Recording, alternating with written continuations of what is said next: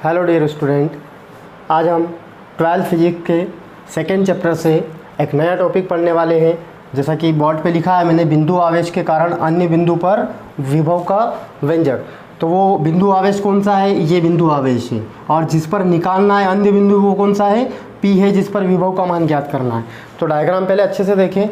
माना इसकी मैं थ्योरी बता देता हूँ आपको डायग्राम से कि माना बिंदु O पर प्लस Q आवेश रखा है, बिंदु O से R दूरी पर एक अन्य बिंदु P है जिस पर विभव की गणना करना है या विभव का मान ज्ञात करना है, तथा बिंदु O से ही x दूरी पर एक अन्य बिंदु क्या है?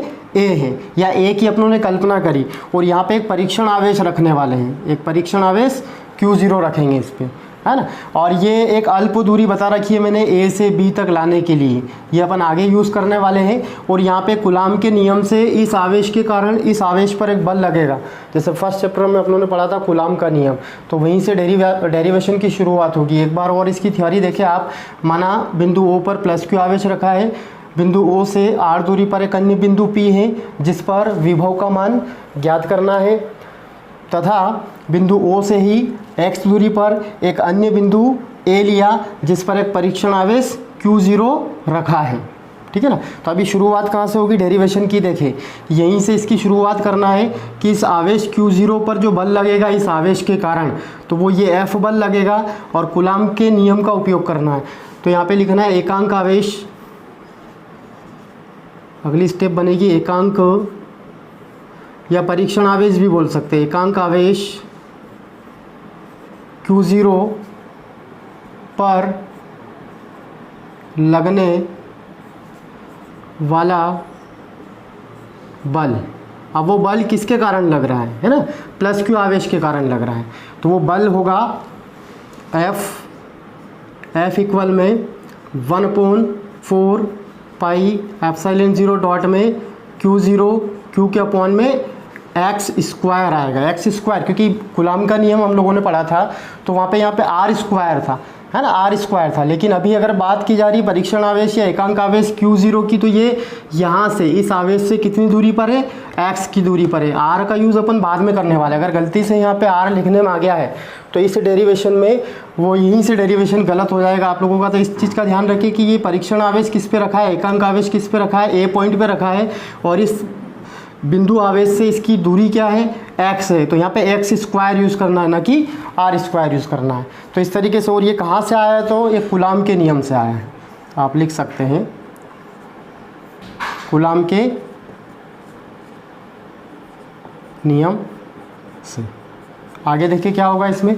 अब क्या करना है, जैसे विभव का डेफिनेशन मैंने कल बताया था कि विभव का मतलब होता है कि अगर अनंत पे कोई एकांक आवेश रखा है या परीक्षण आवेश रखा है तो उसको विद्युत क्षेत्र में लाने के लिए जो काम होगा, है ना। कल मैंने डायग्राम से आप लोगों को बताया था अच्छे से कि अनंत पर स्थित किसी एकांक धनावेश को विद्युत क्षेत्र में लाने के लिए जितना काम किया जाता है उसे बोला जाता है विभव। तो अभी यहाँ पे अनंत से तो अपन बाद में लाने वाले हैं। अभी मैं एक छोटा सा काम करने वाला हूँ, मतलब मैं A से B इधर से लाना है, अनंत इधर है, इधर से यहाँ पे इस P पॉइंट तक लाना है उसको, तो वो अपना विभव हो जाएगा। तो अभी अल्प काम करना है, छोटा सा काम करना है, तो बिंदु A से B तक लाना है उसको। तो यहाँ पे नेक्स्ट स्टेप बनेगी आवेश Q0 को अल्प दूरी Tx, और अगर इसको बोला जाए तो क्या है? A से B तक। देखिए आप लोग डायग्राम में ये dx जो दूरी बता रखी है यहाँ पे ये वाला, तो ये A से B तक लाने में किया गया कार्य इस तरीके से। दूरी dx लाने में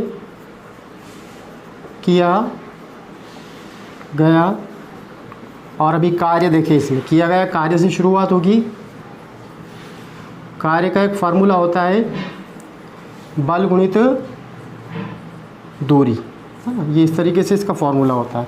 अभी देखिए कार्य को यहाँ पे dw, वैसे तो w से रिप्रेजेंट किया जाता है, लेकिन यहाँ पे काम कौन सा हो रहा है? अल्प काम हो रहा है। dx दूरी ला रहे हैं अपन, अगर उसको अल्प दूरी ला रहे हैं तो काम भी कौन सा होगा? अल्प होगा। तो dw आएगा, बल के लिए F ये वाला फोर्स, इंटू दूरी के लिए dx आएगा, लेकिन ये dx का में आएगा माइनस में आएगा। अब ये माइनस में क्यों आएगा उसका रीज़न समझे।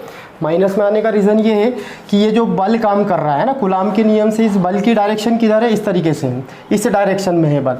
लेकिन इस परीक्षण आवेश को हम लोग कहाँ से ए से बी तक ला रहे हैं, तो विपरीत डायरेक्शन में ले जा रहे हैं। बल की डायरेक्शन इधर है और इसको इस डायरेक्शन में ले जा रहे हैं, तो इस तरीके से विपरीत काम हो रहा है। तो यहाँ पे इस तरीके से ये तो ये अभी मैंने आप लोगों को बताया कि माइनस क्यों आएगा, तो उसका रीज़न मैंने बताया यहाँ पे कि ये बल की दिशा इस तरीके से और इस तीव्रता मतलब सॉरी लाने का काम किधर हो रहा है, इस तरीके से हो रहा है, तो ये इस तरीके से यहाँ पे माइनस यूज़ किया जाएगा।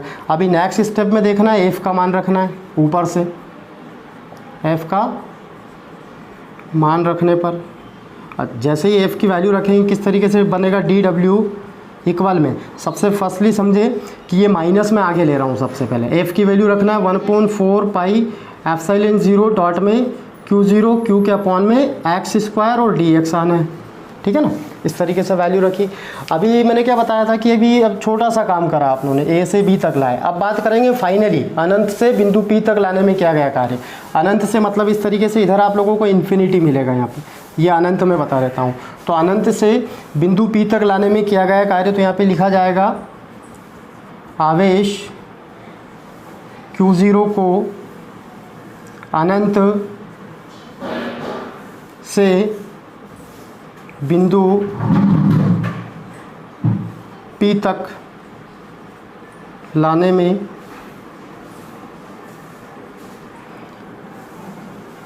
किया गया कार्य, और ये बनेगा टोटल वर्क बनेगा, है ना। अभी अपनों ने अल्प काम करा था, ये टोटल बनेगा, तो W से आना है इक्वल में। अभी देखिए अनंत से ला रहे हैं तो इन्फिनिटी से। मैंने इंटीग्रेशन में 11th में भी आप लोगों को बताया होगा या आप लोगों ने देखा होगा कि इन्फिनिटी ये लिमिट किस तरीके से इंटीग्रेशन, ये इंटीग्रेशन किसके लिए काम कर रहा है, टोटल के लिए काम कर रहा है। मतलब यहाँ क्या करा मैंने, ए से बी तक लाया, मैं ए से और भी पॉइंट मान सकता हूँ, यहाँ सी लेते हो तो फिर बी से सी तक लाने में, फिर डी लिया तो डी से सी से डी तक लाने में। तो ऐसे छोटे छोटे जो काम करेंगे, वर्क होगा, छोटा छोटा जो कार्य होगा या जो अल्प कार्य होगा, वो टोटल अगर देखा जाएगा तो W से होगा लास्ट में अनंत से P तक लाने में। और ये इंटीग्रेशन जो आ रहा है, समाकलन जो आ रहा है, ये टोटल के लिए आ रहा है, मतलब सब कार्य को जोड़ना है। और कहाँ से, अनंत से, तो इन्फिनिटी से, और कहाँ तक, बिंदु P तक। तो इस बिंदु P की इस आवेश से कितनी दूरी है, R है, तो यहाँ पे ऊपर क्या आएगा, R आएगा। बिंदु अनंत से मतलब इन्फिनिटी से बिंदु P तक मतलब R तक लाने में किया गया कार्य, और जो अल्प कार्य हुआ है उसी का इंटीग्रेशन कर देंगे तो वो टोटल वर्क में आ जाएगा। अभी आगे देखें, इसमें वैल्यू किसकी रखना है, dW की वैल्यू रखना है। तो नेक्स्ट स्टेप बनेगी W इक्वल में, सबसे पहले ये वैल्यू रखेंगे तो ये माइनस कहाँ आ जाएगा, आगे आ जाएगा। इंटीग्रेशन में इन्फिनिटी से R 1/4 पाई एप्सिलॉन 0 डॉट में Q0 Q के अपॉन में एक्स स्क्वायर dx। अभी फिर से इंटीग्रेशन में होता है, अगर dx के रेस्पेक्ट में इंटीग्रेशन हो रहा है तो खाली एक्स स्क्वायर का इंटीग्रेशन होगा, बाकी क्या होगा, सब कांस्टेंट होंगे, नियतांक होंगे, तो वो इंटीग्रेशन से बाहर आ जाएंगे। क्या, Q0 आएगा बाहर, Q आएगा और अपॉन में 4 पाई एप्सिलॉन 0, और इंटीग्रेशन में बचेगा R से इन्फिनिटी से R 1/x स्क्वायर dx। अभी इस एक्स स्क्वायर को ऊपर लेना है, Q0 Q के अपॉन में 4 पाई एप्सिलॉन 0 डॉट में इन्फिनिटी से R, ये जाएगा, पावर इसकी क्या बनेगी, ऊपर ले जाएंगे तो -2 बनेगा पावर। अभी यहाँ पे एक सूत्र यूज़ करना है, एक फॉर्मूला यूज़ करना है इंटीग्रेशन का, वो मैं यहाँ पे लिख देता हूँ। अगर x की पावर n है और उसका इंटीग्रेशन हो रहा है dx के x के रेस्पेक्ट में, तो फॉर्मूला बनता है x की पावर n+1 के अपॉन में n+1। तो ये वाला फॉर्मूला यहाँ पे लगाने वाले हैं। Q0 Q माइनस आएगा 4 पाई एप्सिलॉन 0, और देखिए इंटीग्रेशन किस तरीके से होगा। लिमिट तो पीछे बैठना है, x की पावर -2 का इस फार्मूले से इंटीग्रेशन होगा तो x की पावर n+1, तो -2 x की पावर क्या बनेगी, -2 + 1 के अपॉन में n क्या है, फिर यहाँ पे -2 है तो -2 + 1, और ये लिमिट जो है इंटीग्रेशन ये इस तरीके से उस बड़े वाले ब्रैकेट में पीछे लेना है। अभी इसका एक स्टेप और सॉल्यूशन देखें, -Q0 Q के अपॉन में 4 पाई एप्सिलॉन 0 डॉट में इसका सॉल्यूशन करेंगे तो क्या बनेगा, ये x की पावर -1 बनेगा, और नीचे भी क्या बना, -1 बना। अच्छे से देखिए इस स्टेप को, है ना। माइनस करेंगे, -2 + 1 तो -1, और ऐसे कैसे यहाँ पे भी -1। अभी देखिए ये -1 फिर इस लिमिट से फ्री है, क्योंकि ये लिमिट जो है ये किसकी वैल्यू है, x की वैल्यू को दर्शाता है। तो x की वैल्यू एक बार r रखना है, एक बार इन्फिनिटी रखना है। तो ये -1 जो है ये माइनस आगे लेंगे तो ये माइनस और माइनस क्या हो जाएगा, यहाँ पे प्लस हो जाएगा। ये क्या हो जाएगा, प्लस हो जाएगा। तो Q0 Q के अपॉन में 4πε0, और यहाँ पे अब इसको 1/x बना लेंगे, है ना। जैसे मैंने x की पावर 2 को ऊपर लिया था तो -2 बना था, वैसे x की पावर -1 है, इसको नीचे लाएंगे तो 1/x बनेगा। अभी x के स्थान पे एक बार r रखना है, एक बार x के स्थान पे इन्फिनिटी रखना है। तो w इक्वल में आएगा Q0 Q 4πε0, और यहाँ पे बनेगा 1/r। पहले ऊपर से, जब एक चीज़ और मैं क्लियर कर देता हूँ कि लिमिट लिखते समय नीचे से स्टार्ट करते हैं। जैसे अनंत तो इन्फिनिटी पहले लिखा है, से बिंदु P तक तो r ऊपर आया है, लेकिन लिमिट का प्रसार होगा, जैसे यहाँ लिमिट का प्रसार हो रहा है तो पहले ऊपर से स्टार्ट करना है। तो x के स्थान पे एक बार 1/r रखना है, माइनस ये बता रहा था कि लिमिट किस तरीके से रखी जाती है। तो x के स्थान पे एक बार r रखेंगे तो 1/r बनेगा, माइनस एक बार इन्फिनिटी, और हमेशा नीचे वाली लिमिट जब रखी जाती है तो बीच में माइनस आता है और 1/∞ आएगा। अभी 1/∞ का मतलब 0 होता है। क्यों होता है, देखिए इसका 1/∞ का मतलब 0 किस तरीके से होता है, क्योंकि इन्फिनिटी का मतलब होता है 1 के अपॉन में 0। आप लोगों ने इन्फिनिटी का मीन्स अभी तक नहीं हुआ आप लोगों तो क्लियर, तो ये समझे आप, इस फॉर्म का मतलब होता है इन्फिनिटी। जब किसी नंबर के नीचे 0 आता है तो हमेशा क्या बनता है, इन्फिनिटी बनता है। तो इस तरीके से इन्फिनिटी को 1/0 लिखेंगे, ये 0 ऊपर जाएगा, क्या जाएगा, 0 तीसरे बटे में ना, तो ऊपर चला जाएगा तो 0/1 बनेगा, और ये फॉर्म हमेशा क्या होता है, 0 होता है। तो इस तरीके से 1/∞ का मतलब क्या आता है, 0 आता है। तो अभी ये 0 बनेगा, ये क्या बनेगा, ये स्टेप 0 बनेगी। तो यहाँ से अगली स्टेप क्या मिलेगी, मैं इसको थोड़ा अरेंज कर लेता हूँ। अगर ये 0 होता है तो 1/r बचा है यहाँ पे, तो ये 1/r इसमें अरेंज किस तरीके से करना है, तो मैं 1/4πε0 लेने वाला हूँ डॉट में, Q0 Q के अपॉन में क्या नोट करने वाला हूँ मैं, r। तो इस तरीके से ये स्टेप बनेगी जब इसको 0 लिखा जाएगा। तो देखिए आगे क्या करना है, ये क्या है, वर्क है, कार्य है। अभी विभव का डेफिनेशन क्या होता है कि एकांक आवेश को अनंत से विद्युत क्षेत्र में लाने में किया गया कार्य ही विभव कहलाता है। तो ये कार्य ही क्या होगा, एक्चुअली में विभव होगा। तो अभी विभव का एक फॉर्मूला यूज़ करना है, क्योंकि अपने को तो विभव का डेरिवेशन निकालना है। v इक्वल होता है w के अपॉन में Q0। मैंने पिछली क्लास में आप लोगों को ये बेसिक फॉर्मूले वगैरह बताए थे, जिसमें w के अपॉन में आवेश, जो परीक्षण आवेश होता है वो अपॉन में आता है। अभी यहाँ देखें नेक्स्ट स्टेप में क्या करना है, w की वैल्यू कहाँ रखना है, यहाँ रखना है। तो v इक्वल में ऊपर आएगा 1/4πε0 डॉट में Q0 Q के अपॉन में क्या आएगा, तो यहाँ देखिए r आएगा, और नीचे क्या चल रहा है, Q0 चल रहा है। अभी देखें तो ये Q0 से ये Q0 कैंसिल हो जाएगा यहाँ पे, क्योंकि r नीचे आएगा, 4πε0 आएगा, इसके इंटू में आएगा, तो Q0 से Q0 कैंसिल होगा। तो v इक्वल में आएगा 1/4πε0 डॉट में Q के अपॉन में r। और यही बनता है एक बिंदु आवेश के कारण किसी अन्य बिंदु पर विभव का व्यंजक, जो आप लोगों ने कल लास्ट क्लास में मैंने यूज़ करवाया था आप लोगों को। तो इस तरीके से ये डेरिवेशन आप अच्छे से देखें और प्रैक्टिस करें। ये आज की क्लास का मैंने इसी चैप्टर से सेकंड टॉपिक लिया है, निरक्षीय स्थिति में विभव का व्यंजक। जैसे मैंने अक्षी में आपको लास्ट क्लास में करवाया था, आज अपन पढ़ने वाले निरक्षीय स्थिति में विभव का व्यंजक। तो सबसे पहले निरक्षीय स्थिति क्या होती है, सबसे पहले ये चीज़ क्लियर करने वाले हैं कि निरक्षीय स्थिति क्या होती है। तो जैसा कि डायग्राम बना हुआ है, ये ए बी क्या है, वैद्युत द्विध्रुव होता है, और अगर इसके लंबार्धक पर अगर कोई पॉइंट पी होता है और उस पर विभव का मान ज्ञात करना हो तो उसे बोला जाता है निरक्षीय स्थिति में, है ना। ए बी एक वैद्युत द्विध्रुव है, इसके मध्य बिंदु से एक लंब डाला गया है, इसको लंबार्धक बोलेंगे क्योंकि मध्य बिंदु है ना। तो वहाँ से उस लंबार्धक पर अगर कोई पॉइंट लेते हैं और वहाँ पे अगर विभव का मान निकालते हैं उसे बोला जाता है निरक्षीय स्थिति में। तो इसकी डेफिनेशन क्या बनेगी निरक्षीय स्थिति की, कि जब कोई बिंदु जिस पर, मतलब वो P की बात कर रहा है ना, जब कोई बिंदु जिस पर विभव का मान ज्ञात करना हो और वह वैद्युत द्विध्रुव के बढ़ाए गए वैद्युत द्विध्रुव के लंबार्धक पर स्थित हो तो उसे निरक्षीय स्थिति में कहा जाता है। अब बात आती है डेरिवेशन की शुरुआत की कि कहाँ से करेंगे, है ना। इसकी थ्योरी क्या बनेगी, पहले इसकी थ्योरी देख लें डायग्राम की। तो बोलेंगे माना यहाँ से शुरुआत होगी ए बी से, माना ए बी एक वैद्युत द्विध्रुव है जो प्लस क्यू एवं माइनस क्यू दो आवेशों से मिलकर बना है। वह दोनों आवेशों के बीच की दूरी क्या है, 2l है। इसके मध्य बिंदु, अच्छा ये 2l है तो ये भी क्या होगा, l होगा, ये भी l होगा जो अपन आगे यूज़ करने वाले।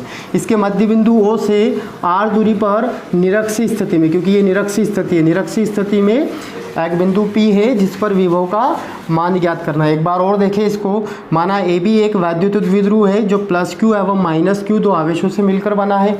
वह दोनों आवेशों के बीच की दूरी 2l है। इसके मध्य बिंदु O से निरक्षीय r दूरी पर निरक्षीय स्थिति में एक बिंदु P है जिस पर विभव का मान ज्ञात करना। अब डेरिवेशन की शुरुआत होती है तो बोला जाएगा प्लस क्यू आवेश, है ना। शुरुआत कहाँ से होगी, दोनों से निकालना है। प्लस क्यू आवेश के कारण भी इस पर विभव निकालना है, माइनस क्यू आवेश के कारण भी विभव निकालना, और फिर दोनों को प्लस करने वाले हैं। तो प्लस क्यू आवेश के कारण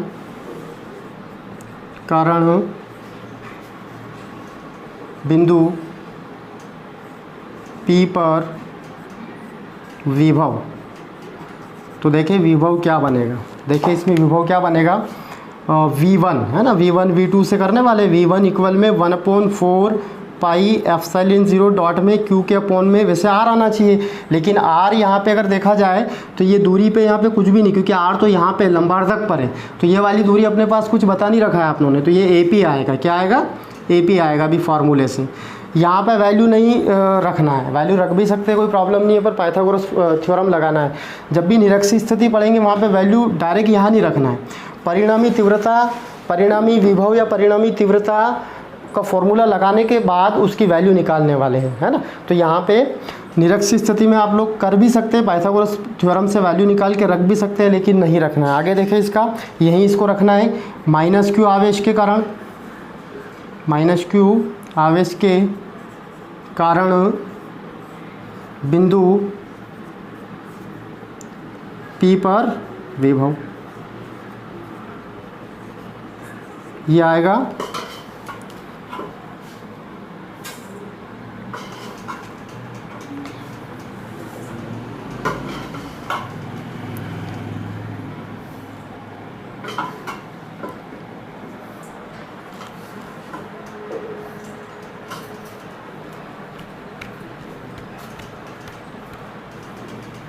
माइनस क्यू आवेश के कारण बिंदु P पर विभव की बात करेंगे तो वो V2 से आएगा 1/4 पाई एप्सिलॉन 0 डॉट में Q के अपॉन में आएगा BP, है ना, क्योंकि वो माइनस क्यू आवेश कहाँ पे स्थित है, P पे, और पॉइंट P की बात कर रहा है तो ये वाली डिस्टेंस क्या बन रही है, BP बनेगी। यहाँ पे भी इसकी वैल्यू नहीं रखना है ना, यहाँ पे इसकी वैल्यू नहीं रखना है।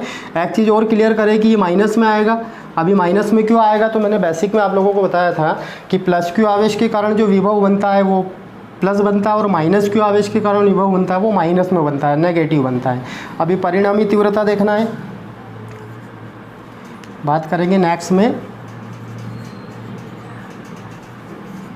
परिणामी विभव, परिणामी विभव क्या बनेगा, देखें V के इक्वल में V1 प्लस V2 दोनों को क्या करना है, ऐड करना है। अभी दोनों की वैल्यू रखना है, V1 और V2 के मान रखना है।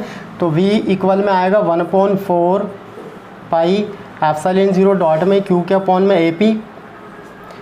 फिर देखें कि ये प्लस है, लेकिन जब इसकी वैल्यू V2 की वैल्यू रखेंगे तो ये माइनस से प्लस क्या बनेगा, डायरेक्टली यहाँ पे माइनस नोट कर देता हूँ मैं, 1/4 पाई एप्सिलॉन 0 डॉट में Q के अपॉन में BP। अब यहाँ पे वैल्यू रखने की आवश्यकता नहीं है, यहाँ अपना क्वेश्चन डायरेक्टली आंसर आने वाला है किस तरीके से। तो अब ये देखिए आपकी AP और BP किस तरीके से बन रहा है डायग्राम में। A से P पॉइंट की दूरी, B से P पॉइंट की दूरी जो है इक्वल है। ये दोनों साइड्स क्या हैं, दोनों साइड्स क्या हैं, इक्वल है। तो मैं यहाँ पे इस केस का यूज़ करने वाला हूँ, परंतु डायग्राम से अगर देखें तो, परंतु AP और BP क्या है, AP इक्वल में BP है।